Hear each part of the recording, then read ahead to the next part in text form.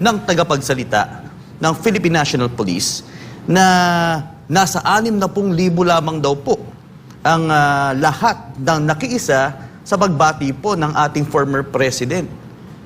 Nagkamali lang siguro ng sulat kasi ang ibig niya sabihin 60 milyon sa buong mundo at sa Pilipinas ang nagsama-sama at nagtipon sa pagdiriwang kay Pangulong Duterte sa kanyang ika-80 na kaarawan at nanindigan para sa bayan at sinalungat ang ginawang pagmaltrato sa kanya, ang ginawang iligal na pag-aresto sa kanya, iligal na pagdetini sa kanya, iligal na pagkidnap, at lalong-lalo na ang pagsuko ng pamahalaan ng soberentiya ng bansa. Hindi 60,000 no ang ibig niya sabihin, nagkamali lang. 60 million no ang gusto niya sabihin. Ayan, 60 million po. Ayan, mga kababayan, napakalinaw dahil sa Davao pa lang, crowd pa lang, attorney, ay parang di na mahulugang karayom. Sa sobrang dami. Isipin mo, yan dami yan, 50,000. Nakikita ko sa screen, tingnan niyo sa screen. So, yan, napakalinaw. So, hindi maipagkakaila ng ating mga kababayan na lumalabas sa ating mga video, sa ating social media. Yan po ang patotoo po na ang mga Pilipino po ay nagsama-sama at hindi daw po 60,000, 60 milyon po ang nakiisa sa pagdiriwang po ng ating former president. Yan po ang nabanggit po ni Attorney Salpalelo. Yan.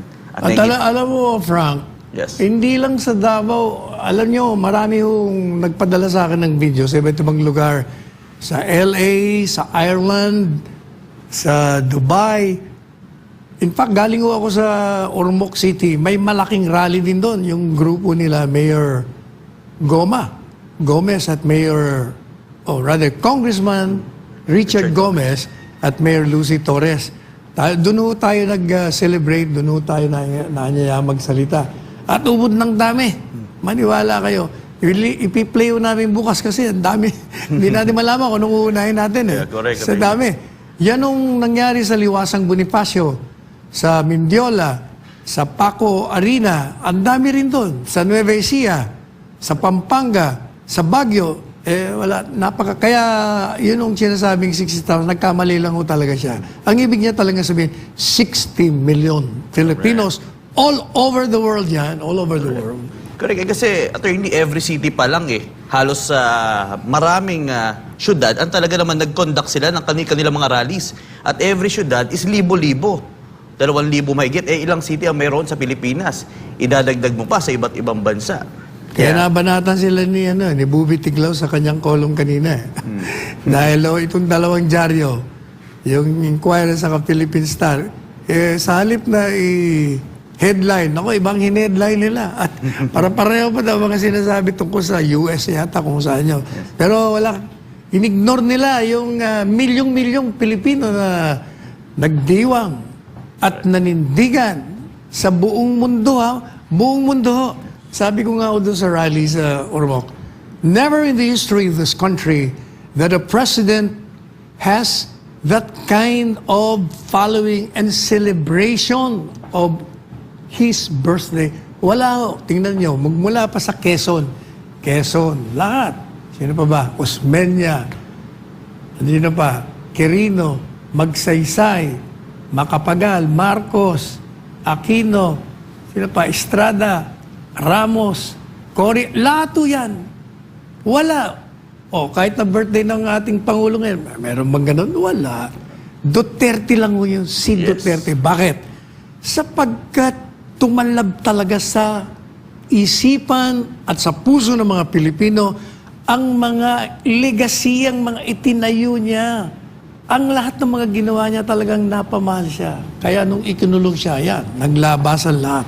Kaya hindi tayo magtataka kung isa'y tatanghalin bagong bayani ng mga listahan ng mga bayani dito sa ating bansa. Correct, attorney. At nakikita nga natin, patuloy po nating ipiniplay ang hindi mapasinungalingang video footages ng pakikisa ng mamamayang Pilipino sa iba't ibang sulok ng mundo. At dito po, attorney, may kita rin po natin ang nangyaring candlelighting. At hindi lang po yan, attorney, dahil sa kabila po ng ulan at kung ano-ano pa man ang kanilang sinapit, ay hindi po sila umalis. Ito yung nagpapakita, yan. Kahit nabasa po sila sa ulan, kahit malamig, ay talaga naman po sila yung nag-sacrifice. Saan lugar yung umuulan na yan? Yan, Pagadian. attorney. Pagadian pala yan. Congratulations, Mayor Sammy Uy. Ang galing mo. Tama yung pangako mo sa akin, ha? Magaling. Pati si Kunsyal Allen, kahit na kalaban sa politika, sumama dyan. Magkakalaban sila, ha? You know, sinasabi ko, na whether you're pro-Duterte or anti-Duterte, you have to unite as one Filipino nation. Kasi, yung sovereignty na ang nakataya dito, isinusuko eh. Kaya, pati tayo isinusuko, hindi lamang si Pangulong Duterte sinusuko nito. Ang buong sovereignty natin.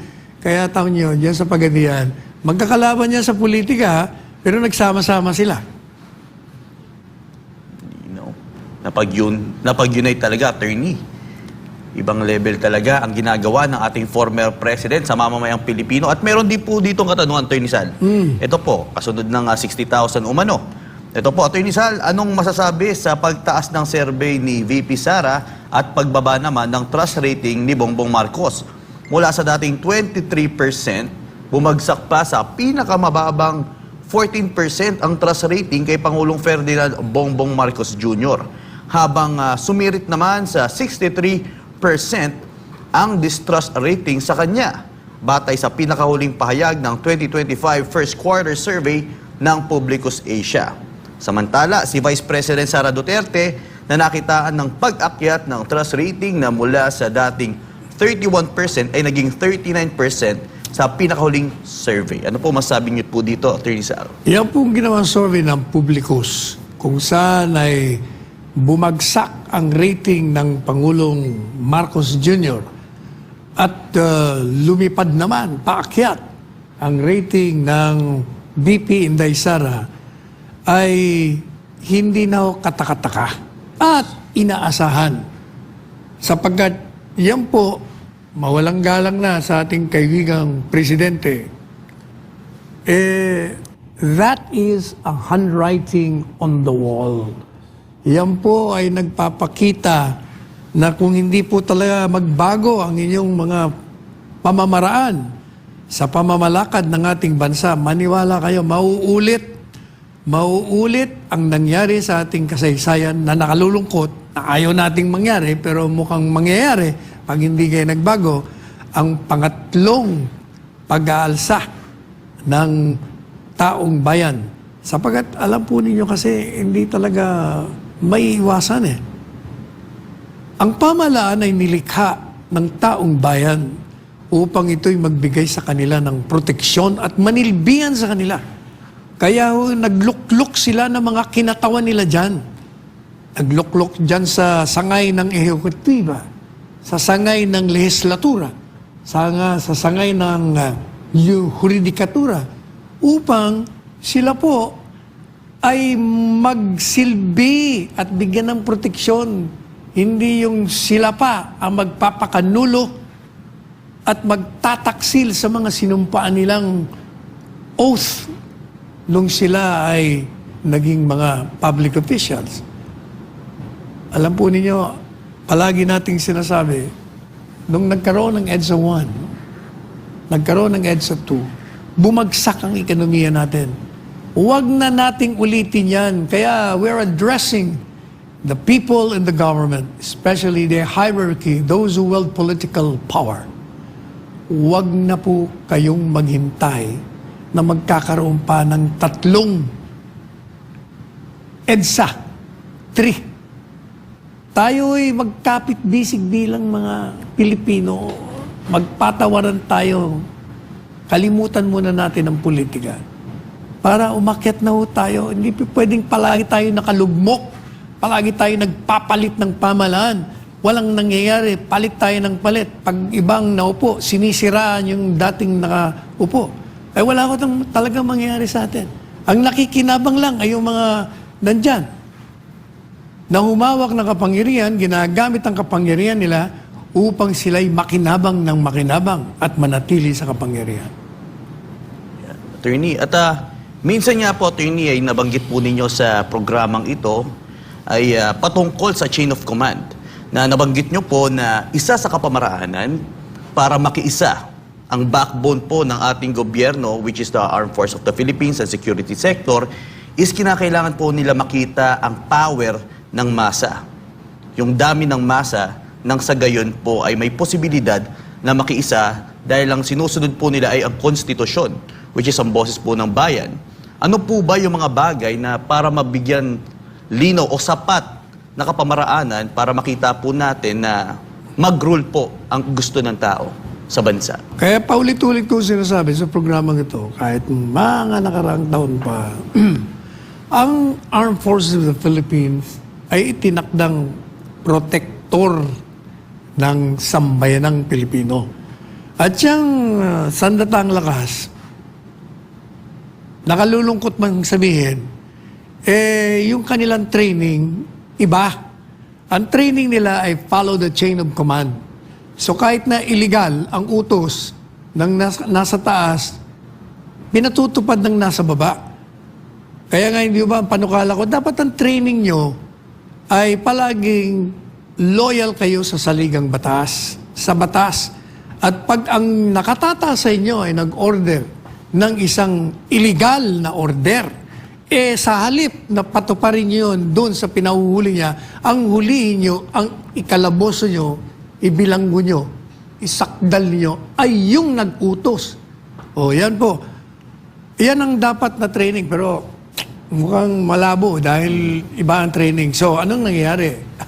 Ang nangyayari sa mga sandatang lakas natin, bago sila kumilos, naghihintay sila na makita nila ang suporta ng taong bayan doon sa ipinagsisigawan nilang katarungan. At yan po yung nangyari sa EDSA Revolution. Nung makita nila na ang taong bayan ay lumakad, lumabas sa kalye, milyon-milyon, saka lang sila sumama, yung mga militar at mga pulis. Nangyari din yan sa EDSA. Nag-withdraw ng support nung makita nila ang taong bayan na roon. Kaya hindi yung malayo na pag ang mga tao ay lumabas sa kalye at nagsimula na nga lumabas, mapayapa. At pag nakita ng sandatang lakas, may problema talaga ang nakaupo. Kasi sabihin na, teka, mukha yata hindi na kayo sinusuportahan ng taong bayan. Kami yung mga protektor ng bansa. Paano po yan? Yan ang mangyayari dyan. Sana hindi ba karating sa puntong yan. Sana ibalik nyo na si Presidente Duterte dito sapagkat kayang-kaya nyo naman ibalik yan. Dahil kayo ang dumukot, kayo ang nagbigay sa isang dayuhan, pwede nyo kunin yan. Kayang-kaya. Kaya gawin nyo na para maging mapayapa tayong lahat. Correct, Attorney. Pero parang medyo magkaiba lang yung pattern nila, Attorney. Kung bibilangin natin yung dami ng mga rally, 60 million, more than sa nangyari sa EDSA, ay hindi po ba tingin nyo isang senyalis na ito na magandang makiisa na rin po? Alam mo, tingin niyo po? ang military, tinitingnan nila sa isang lugar na ubod ng dami. Kaya inaantay siguro nila yung EDSA. Pareho nung nangyari sa EDSA 1, EDSA 2, yan ang inaantay nila. Gaya, halimbawa, yung Iglesia ni Cristo, nako, malaking bagay ang Iglesia ni Cristo. Pag inulit po nila yung 1.8 million sa Luneta at dadagdagan pa ng ilang milyon pa, wala na, tapos na labanan. Yun ang inaantay palagay ko. So anytime na kayang-kaya pala mangyari kung gustuin lang pala, Attorney. At kayang-kaya rin ng gobyerno na ibalik si Presidente Duterte para hindi na matuloy yung mga ayaw nating mangyari. That's correct. Correct po kayo, Attorney. Tandaan nyo, ayaw ng Pilipino na magkaroon ng karahasan sa ating bansa. Ayaw ng mga Pilipino ang tayo'y mag-away-away sa isa't isa. Ayaw po ng Pilipino yan. Ang gusto ng Pilipino, magkaisa, maging mapayapa, at maging maunlad tayo. Ang problema, yun yung pong mga niluluklok natin, masyadong matatakaw. Ang kakapal nga ng mga mukha nito, hindi natin malaman. Kung paano natin gagawing manipis ang mga mukha nito. Ano kayong gagawin natin? Lalabahan na lang natin, ikula kaya natin Baka sakaling maging manipis. Kaya nga, attorney, pero yan talaga. Kaya sa darating na eleksyon, doon na lang po tayo bumawi, mga kababayan. Pero sa iyong kolong po, attorney, Attorney Sala, na Duterte's illegal arrest, unlawful detention, kidnapping, and surrender of sovereignty by state authorities, last three parts, basahin ko, Attorney Sal. To, I see the situation in the Philippines would be inadmissible under Article 17, 418, a review of Presidential Decree 106/9 shows that extradition can only be granted under the conditions enumerated below, which serve to protect the accused if the subjects of request for extradition enjoy such due process protections, even if there is a treaty allowing for the same, then more so for a subject of a mere red notice, which comes no obligation to comply. Section 3 of PD 106/9 provides that extradition may only be granted pursuant to a treaty or convention. The Philippines has no obligation under any treaty or convention currently in force to extradite former President Duterte to the ICC. Section 5, 1, and 2 of PD 106/9 requires the respondent Secretary of Justice to immediately designate and authorize an attorney in his office that shall file a written petition with the proper regional trial court with a prayer that the court take the request under consideration and shall attach to the petition all related documents. The former president was not even given a real opportunity to exercise his remedies under Philippine law before he was forcibly shipped out on a plane bound for The Hague. Notably, the former president, together with Senator Ronald Bato de la Rosa, was able to file a petition for certiorari and prohibition with this honorable court before 5 p.m. on March 11, 2025 to question the government's cooperation with the ICC and Interpol. This would have given this honorable court an opportunity to evaluate the propriety of the former president's arrest. However, the respondents proceed with his removal from the Philippines, notwithstanding the pending petition, and is threatening to make the same moot. Section 6 of PD 106/9 requires the original trial court where the petition was filed to summon the accused and give him an opportunity to answer the petition. The former president was never given an opportunity to answer any of the offices of respondents, much less a court. Section 6 of 106/9 provides that the original trial court may issue a warrant for the immediate arrest of the accused if it appears to presiding judge that the immediate arrest and temporary detention of the accused will be served the ends of justice. No judge had opportunity to determine if former President Duterte's arrest was necessary because the respondents arrest him without a warrant issued by any court of competent jurisdiction. Section 6, 8, and 9 of Presidential Decree 106/9 required the original trial court to hear the case and for the hearings to be public and conducted in such manner as to arrive at a fair and speedy disposition of the case. No such hearing or even an opportunity to be heard was afforded the former president. Section 10 of PD 106/9 requires the original trial court to render a decision whether to grant or deny the extradition with the reasons for the same stated. It further requires that granting the extradition must be based upon showing of the existence of a prima facie case. There is no written decision from the respondents citing the legal basis for their actions against former President Duterte, much less one from court of competent jurisdiction. Yan po, attorney. At sa Section 12 of PD 106/9 provides that the accused may appeal the decision of the regional trial court with the Court of Appeals, and such appeal stays the execution of the said decision. No such similar opportunity or benefit was given to the former president. Section 20 of PD 1069 provides the requirement for the provisional arrest of the accused pending receipt of the request for extradition, which involves the director of the National Bureau of Investigation to secure a warrant of arrest from a regional trial court.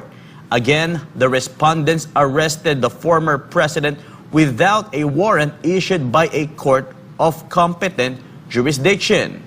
49 all to odd, there is no legal basis for the arrest, detention, and removal from the Philippines of former President Duterte. Petitioner therefore prays that this honorable court urgently intervene by directing the respondents to cause the return of former President Duterte for presentation to this honorable court immediately, and with no delay before it's too late.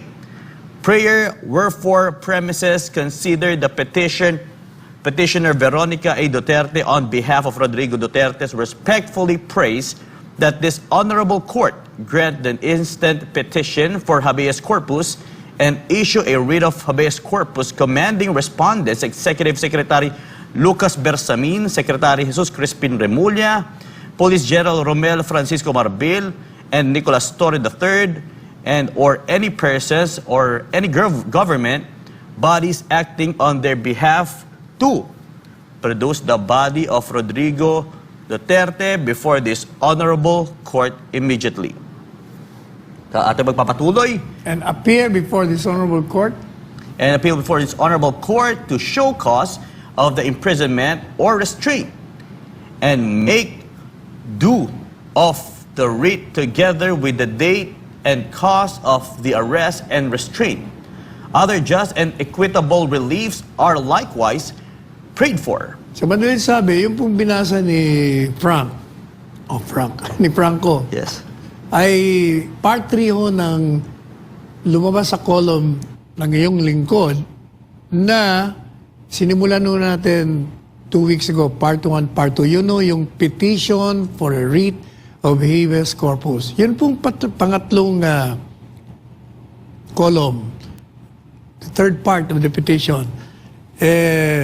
Briefly, ang ibig lang kong sabihin natin, dito sa ating bansa ay merong tinatawag na extradition treaty. At sa ilalim ng extradition treaty, ano bang extradition? Ibig sabihin, pag may nag-commit ng krimen ng isang Pilipino sa ibang bansa at meron tayong tratado na pwede nilang hingiin, kunin ang isang mamamayan na nag-commit ng krimen upang litisin sa kanila, hindi basta nila makukuha. Sa ilalim ng ating extradition law, ay kailangan mo nang maghain sila ng petisyon dyan sa hukuman, sa local, regional trial court. Kailangan madidinggin muna ho, bibigyan ng due process yung inaaresto para mapag-aralan nila kung merong basihan, may probable cause, bago ho nila magdidesisyon na pwede mong dalhin. At kahit na nga may desisyon pang regional trial court, meron pang pagkakataon na mag-appeal sa Court of Appeals hanggang makarating sa Korte Suprema. Madalit sabi, may due process. At hindi ho nangyari yan sa kaso ni Presidente Duterte. Basta inaresto, dinitini, dinukot, inilipad. Wala lang ganyan.